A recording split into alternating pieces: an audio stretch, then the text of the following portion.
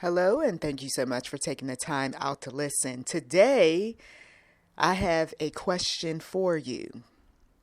I already know the answer, but I'm going to phrase this question a few different ways.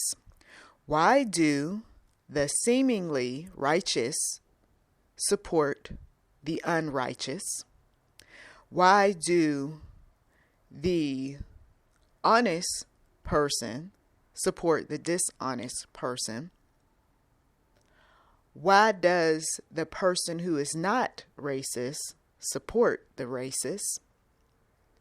Why does a person who typically is a decent, hardworking American citizen support someone who isn't so decent, lazy, and maybe an American citizen or not, legally or illegally? So we've got issues here. People who look like hypocrites, people who we don't trust after we see this sort of thing, people who are like this, unrighteous supporting the unrighteous, or those seemingly righteous individuals supporting unrighteous. We got people like this that know there's nothing to see here.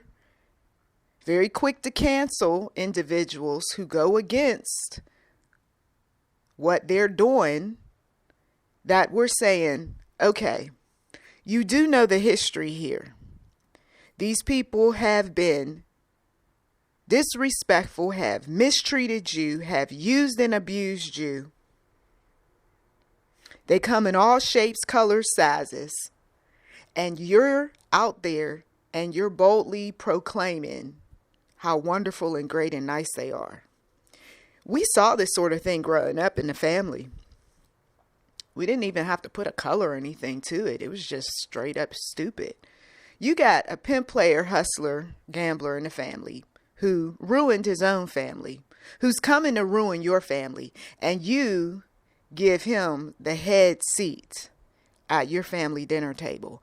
You give that individual your ear for hours on end. You open up your door to that individual and let that person stay for days, weeks, months, while you rush other people out who, oh dear, dare they talk about Jesus, God, pray for you. Okay, what is happening to our world? It's not just that the family function that we see the foolishness. We see this sort of thing on a grand scale. On a grand scale. And I know why some of you all go, this is ridiculous. I mean, these people really do have a mental health illness, because it makes no sense. Okay, why people who have been used and abused would support their oppressors, their captors. You know, it makes no sense, because when I went to the Lord with this, and it didn't take long to get an answer, he said, they're wounded souls. They're wounded souls. Let's take, for example, the person who has repeatedly been insulted, disrespected by their own kind, by their own ethnicity. Okay. She makes up in her mind, or he makes up in his mind, I'm not going to date anybody from my ethnicity. I'm only going to date people from this ethnicity, that one, but never my own people. Now, why does he come to that conclusion? Why does she? Because they had their own personal experiences with a group or with an individual. And so, therefore, that's it. I write them off. I grew up with these people. I got hurt by these people. And so I'm moving on. When I decided that I wanted to go off to college, initially I started off with the HBCU type of universities. Okay. And I was like, oh, wow, to be around my own kind, my own people. Wow, What was so fascinating about it? I mean, I had went to elementary school, skip middle school because the middle school had closed. So they took the middle school and combined it with the high school. So I was right there in the hallways with the high school students in middle school. All black. The teachers, though, were white. The superintendents or the staff or staff, most black. Okay. We used to joke about, I know some of us made references to, we're like Oreo cookies, in our school system. You got the teachers who are the filling, and you got the, the sandwich part of the Oreo cookie being black.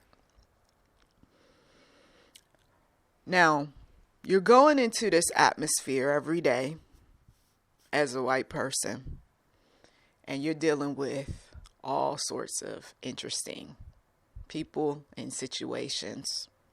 And you've got to make sure that you watch what you say and how you say it, because you don't want to be accused of being a racist. But of course, sooner or later, you are accused of that because you're making someone do something that maybe their mama or their daddy never made them do.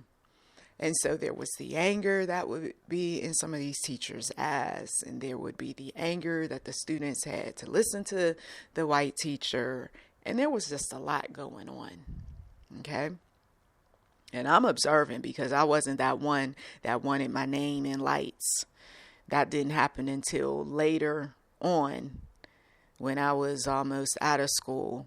And that was because they were putting a lot of pressure on us to be a part of activities and so forth so that we could be able to get into colleges, or it would make us look better, right? So here I was, having been bullied myself back in the 6th grade. So I didn't particularly care for my people all like that. And I'm just going to be honest. I mean, do we have honest, transparent people? So I didn't particularly care for my people all like that, because I was like, you know what? I'm going to just, treat them the way I see some of these teachers are treating our people, which was very firm, no taking, no type of foolishness, strict, some of them straight up mean.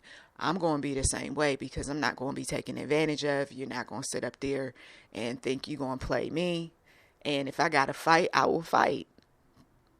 Now, I'm not scared of the devil in hell, so I ain't going to be scared of all of y'all running around here talking crazy. So this is how it was for years. Just going to school, focus on my studies. I'm not sitting up there looking at you shaking your behind and talking real loud to get some attention and, using all the slang words, and you got your mother working hard to put you in designer clothes so that you can go around and brag. Or some folks who was making fast money to support their families while they were gaining their share of popularity for all the wrong reasons. Like I said, a lot of things were going on. And some girls who their daddies weren't around, and so they made sure that they accentuated every curve and made sure that they were quite available to some individuals. My experience, this is facts. Some of these people are now grown, got their own kids. Some of them never learned. They're still doing some interesting things. They're still acting up. And now we are 40s and 50s. Okay?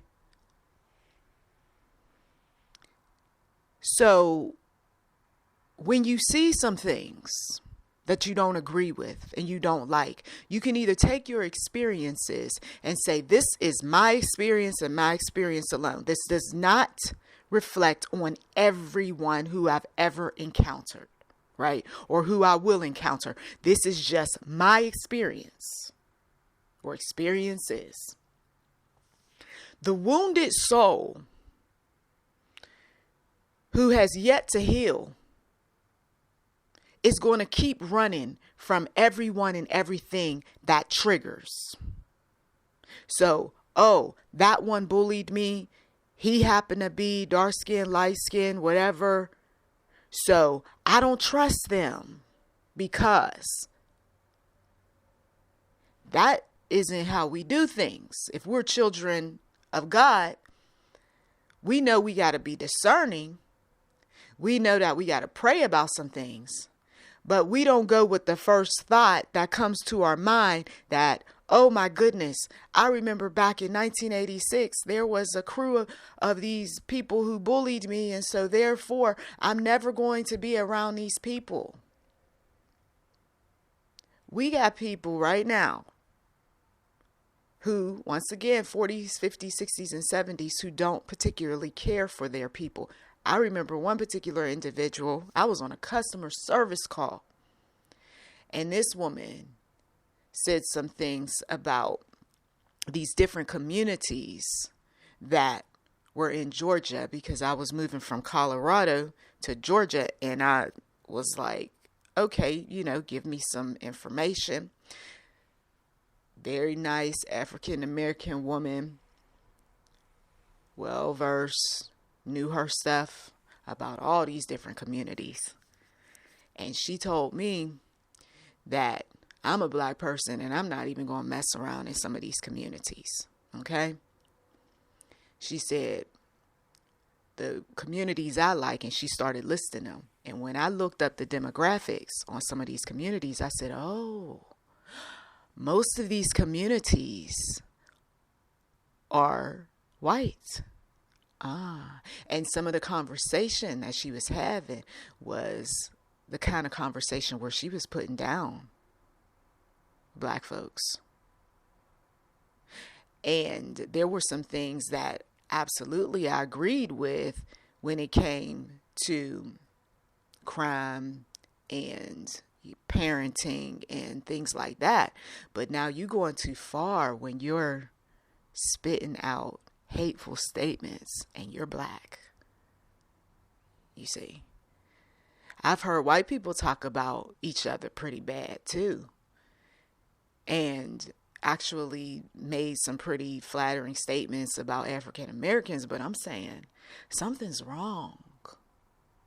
I mean, all the opportunities and things that you can accomplish in your life, and you're down in your own people. Matter of fact, that's probably because your own people were quite demanding and wanted what was best for you.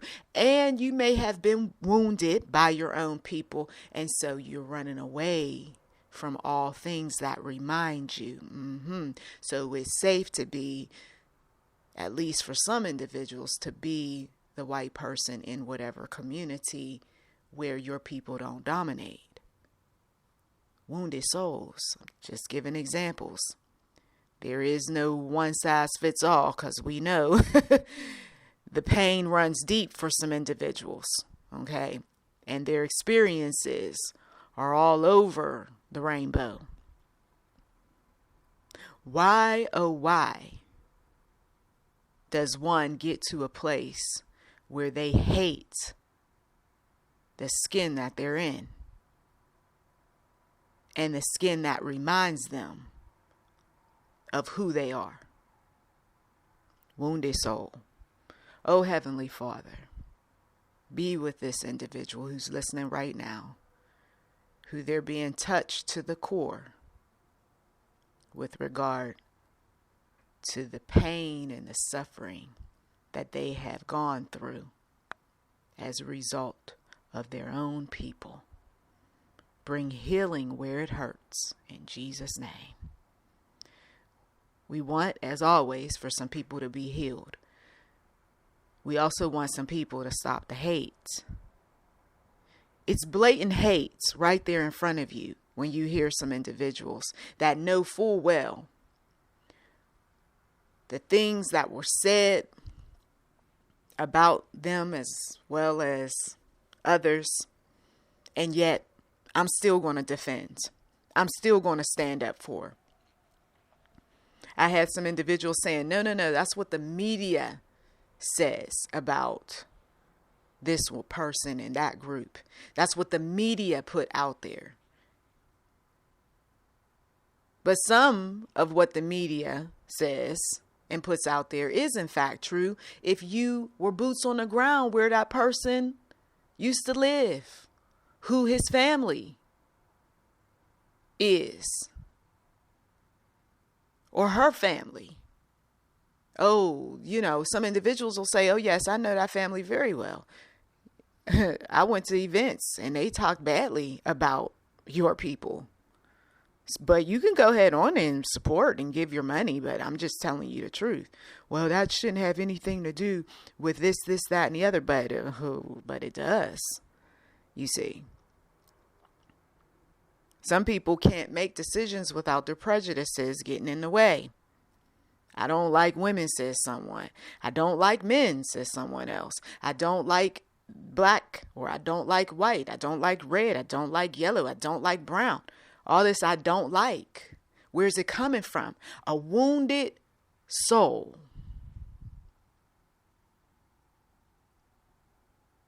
When you sit back and you think about the things that you've said, the things that you've done, and on the wrong day, oh my goodness, I can't believe this beep, beep, beep, beep, driving in the car.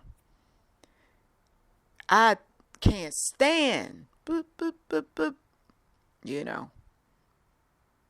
And then the Lord will convict. What did you just say?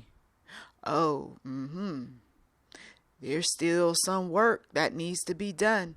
I remember growing up hearing all of the folk in the family who just couldn't stand this ethnicity and that one, had names for everybody, including their own kind, using the N-word. All those derogatory names for every rainbow under the sun. Do you like anyone? Did all these people wound you? The Lord, when he convicts your spirit, he also has a sense of humor too. You're sad, or you might be upset, or you might be embarrassed by some of the things you said and did. But his sense of humor is that he sends those very people around you to help you out. Sons and daughters end up dating those very people that you can't stand or best friends with. I can't believe. Well, believe it. See, this is why you got to be so mindful of what you say, especially when you're responsible for young people. Because meanwhile, they could look like they agree with you when you say what you say about one ethnicity or another. But in the back of their mind, they're like, you know what? Just because my mother and my father said that, I'm going to go find out. So part of my excursion off to the predominant white colleges and universities was because I wanted to know if what I had heard growing up was in fact true. Yes, the investigator, right? Background in journalism and communications. I want to find out, is it really true white people say, white people do? I watched the white television programming. I lived in the predominantly white community before it turned predominantly black. But now I'm going off to college and we're going to find out. Well, to my surprise, there were some white people waiting for me there who wanted to know, well, is it true about black people? And we were both representing for our groups. Yes, we were. They were answering my questions and I was answering theirs. This is where it starts. In order for me to be able to heal from my wounded soul, I've got to be able to have dialogue. Sit down. Let's put it out there. Oh, but the dialogue didn't just stop with talking to white people. I mean, there were brown and yellow and red along the way. But then there was my own people that I had to sit down with at a college level. And that's when I found out that there was this issue or many issues related to light skin and dark skin. My mouth dropped. You mean to tell me all these years, going to a predominantly black school, never thought about light skin, dark skin, anything. And then I got to the college level and here this girl was ranting, dark-skinned girl ranting about how light-skinned people had all these opportunities that they didn't have. And it's true. And you need to look at the magazine covers. And I said, oh, yeah, yep, sure is. There's some light-skinned people there. Oh, and the movies. Oh, yep, sure is some light-skinned people. And then she started talking about, privileges. And I said, wow.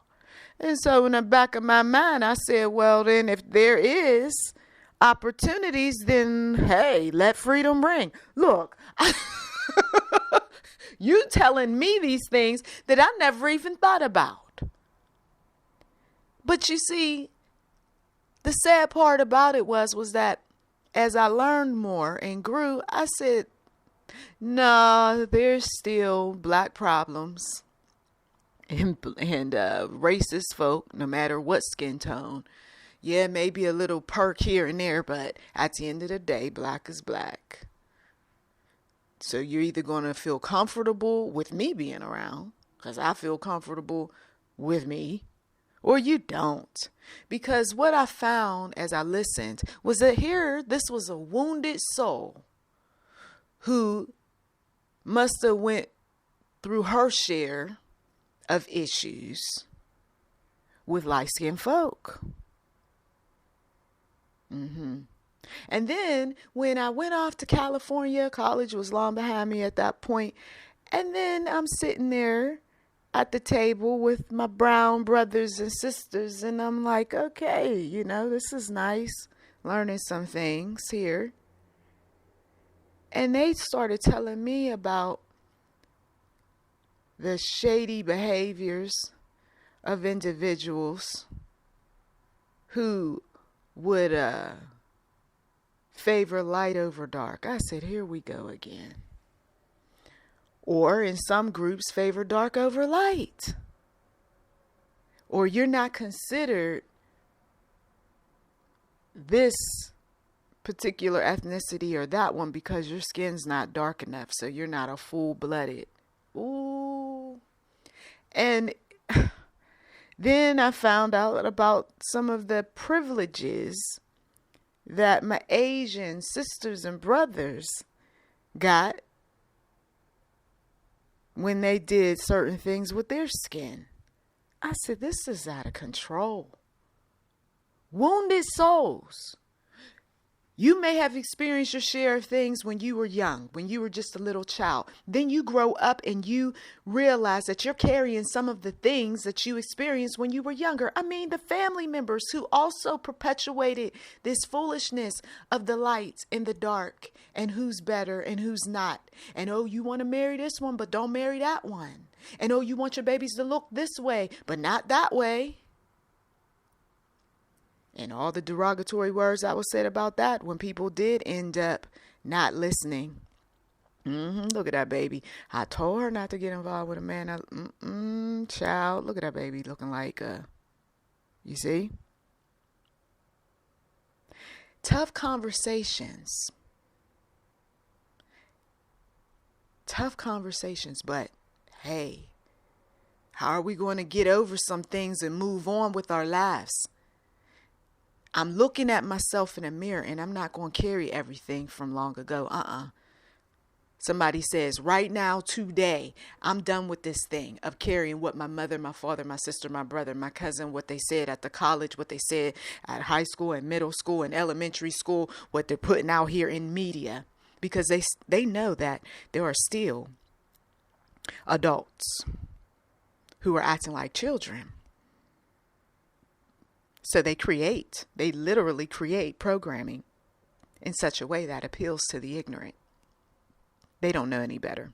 So here's what we're going to do. We're going to put people similar to them who talk like them, act like them. They've got their prejudices. They've got the whole profile. And they're going to put that person in front of that particular group because, hey, we need to win some votes. Yeah, we got to get some votes. Absolutely. So we got the wounded African American, can't stand his own people. Okay, we're not going to call that out as a sickness or anything else. We're not going to say that they need to be healed from anything. We love that person because that person is going to get us some votes.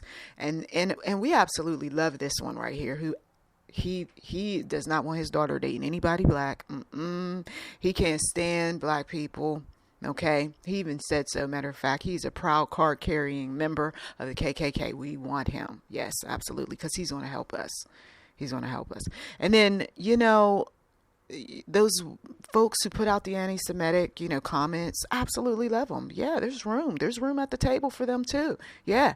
And these are the kinds of conversations to build up a platform, to build up an agenda, to get people to go along with whatever the agenda is.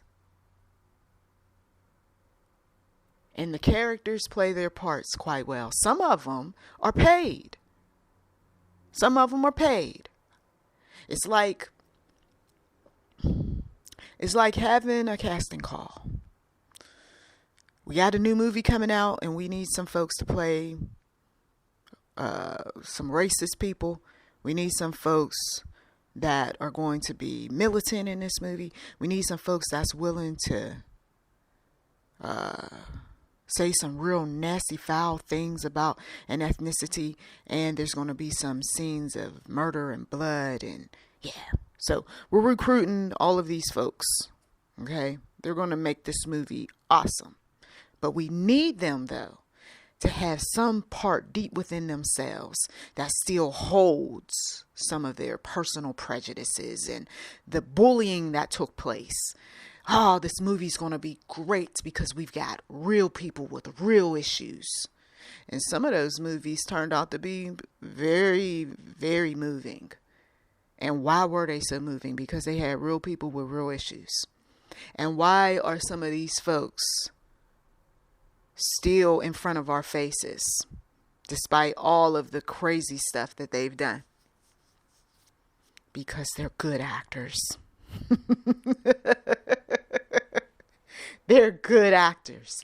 They are wounded souls seated before us, singing, some of them dancing, some of them playing ball, some of them good orators. Oh, we absolutely love these people because what? There's a part of them that reminds you of who you grew up with. There's a part of them that you can relate to, that you don't ever want the church to know about. You may not even want your partner that you sleep with every night to know about. Maybe not even your children. But I like that one. Oh, he's my kind of person. Why do they support? Because there is a wounded soul that recognizes a wounded soul. Heavenly Father, show them the error of their ways. Show them that we can't get very far if we're going to keep holding on to the prejudices of yesteryear. We keep coming back to this business of loving each other and loving self and being more accepting of all shades and colors of the rainbow. All sorts of ethnicities and religions. We keep coming back to this. Why? Why do we keep coming back to love? Because the Lord has shown us time and time again what hate and war do. If I harbor hate and war in my heart, I prematurely speed up my date, my end date. If I harbor hate and war,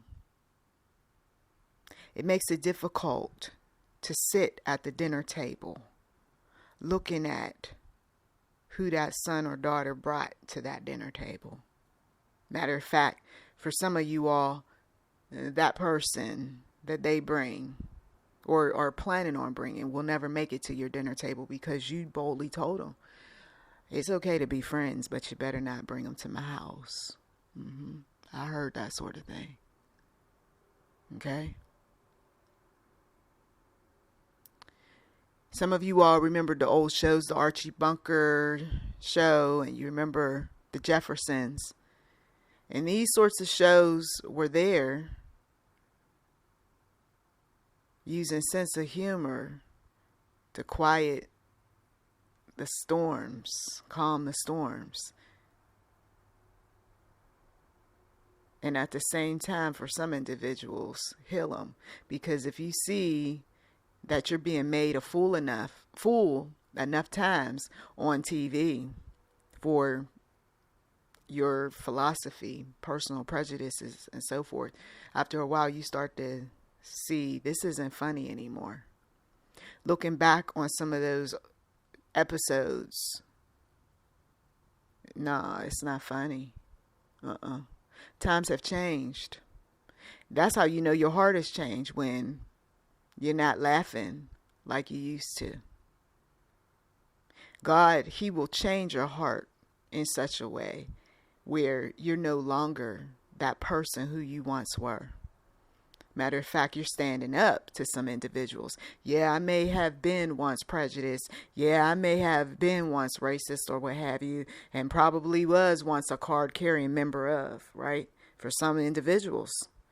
But don't hold me to that, because I recognize the ignorance, the stupidity, the foolishness. This is what some individuals are going to have to say, and then defend those individuals that were victims of your name calling, your bullying. And now we can open up the door and let somebody show up at the dinner table without that son or daughter worried, oh my goodness, what is my mother, what my father going to say? Oh my goodness. Oh, wait a minute. Oh, okay. All right. Treating my partner just like everybody else. All right. Thank you. Took a long time to get there. You see, this is what's happening. God is moving on your spirit, oh dad, granddad. You thought, oh, this whole thing was long behind us with my own children. But then here comes the grandchildren. I'm still going to keep that door closed because I told them I'm not going to support it. I'm not going to be a part of. And you have your right to do that. Absolutely. You see, some, I know I had to look at myself. It's like, oh yeah, you accept some, but then you don't accept others type of, attitude. And then the Lord's like, so are you going to be accepting of all or not? It's all or nothing. Oh. Because you got to look at the message that you're sending. Oh yeah, that's right. You see, here we go. The hypocrisy for some individuals. You say one thing, but you're doing something else. So if you say, I'm not accepting none of these people to my house, people will have more respect for you for saying that and for backing it up than, well, you know what? Let me cherry pick people. Okay, I'm only going to accept, let me see, the white people. Yeah. And then I'm not going to accept, the people who are, from this particular sexuality, but I will accept those that are a part of this sexuality. Yeah. You see, I mean, even within the rainbow, this sort of thing is going on. Okay, make up your mind. What you going to do? What you going to do? You see, when I went to another university, I sat down, and this time I sat down with members of the rainbow. And we're talking about all shapes, sizes, colors, and sexualities. And don't you sit at this table and start talking about, well, I only like the lesbians, but I don't necessarily like this group or that. No, you can't do that. You better sit up here and be an open-minded person and listen to everybody's stories. And let me tell you something. When I sat down and I listened to why a homosexual man did what he did, and why a lesbian did what she did, and why a man who enjoys dressing any kind of way he wants to dress, or a woman who wants to dress any kind of way, or even those who, look, I was born this way. And we're not talking about things that we can visually see. We're talking about some things that are under the hood. Yeah. See, because in our minds, we only thought, okay, this person has this body part and this person has that body part, and that's it. But the Lord says, oh, I've been very creative over my years, and I've allowed certain things to happen because man and woman, they don't listen. They're disobedient. There's a lot of things that take place. The doctor gave them specific orders. They chose to do things to their bodies while they were carrying children. I didn't know about that. You see, my mother sat me down and she told me when I was a child, before I even went off to the college, to the university, that there are people in this world that they don't necessarily have parts like you and I. And I was like, whoa, do tell. You see, and so when you, once again, dialogue, when you have that dialogue about these things, you know, it makes things easier to deal with. You see, some ministers can't touch any of this subject matter with a 10-foot pole because there was the oath, there was the creed, there was this, there was that. Well, that man or that woman or that person who wants to be called they, you know, or some other pronoun, they're seated in that audience and they want to make sense of this God. They may have embraced some things related to God. And they may have understood some things.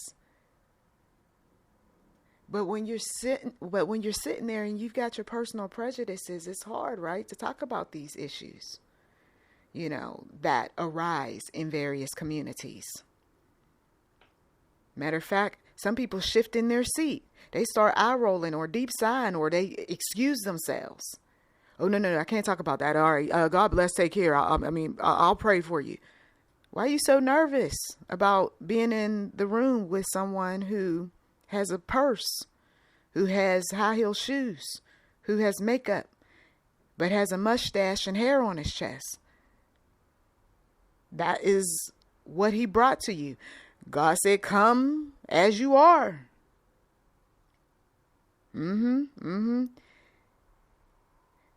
The issues that somebody was grappling with behind closed doors is going to show up in the church. The issues that somebody was grappling with is going to show up at the dinner table.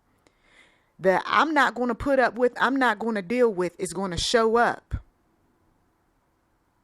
And are you ready for it?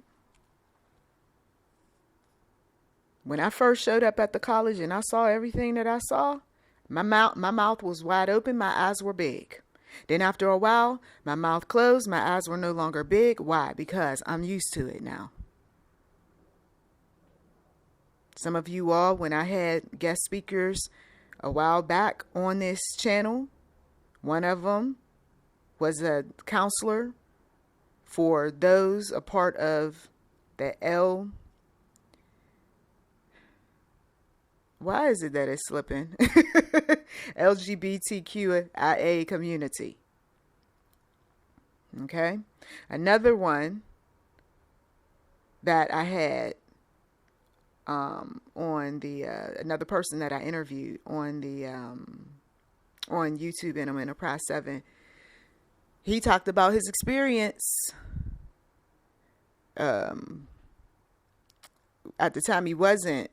Well, during the interview, he said that he was gay, but he grew up like everybody else, you know,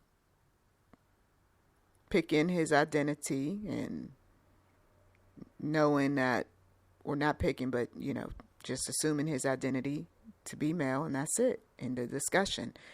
And he attended church, but his facial features, at times when I worked with him, people said, "Oh yeah, the woman, the woman." I said, "What woman?" They said, "The woman the other night that, that took my, that," and then they would get frustrated. The woman. And I'm like, there is no woman the other night. There's a man. Oh, you see. Same thing happened when I worked at another establishment. Yeah, can you leave this note for the woman who was helping me out? I said, no, that wasn't. And then I stopped myself and I was like, okay. And they said, thank you. So then I went and I asked, I said, what pronouns do you prefer? Being that, I see a lot of pink. I see, you have a purse, but then sometimes, I see some things that look male. I mean, do you have any personal pronouns that you use? And he/she, right? Because I don't know. That's why I want to be respectful.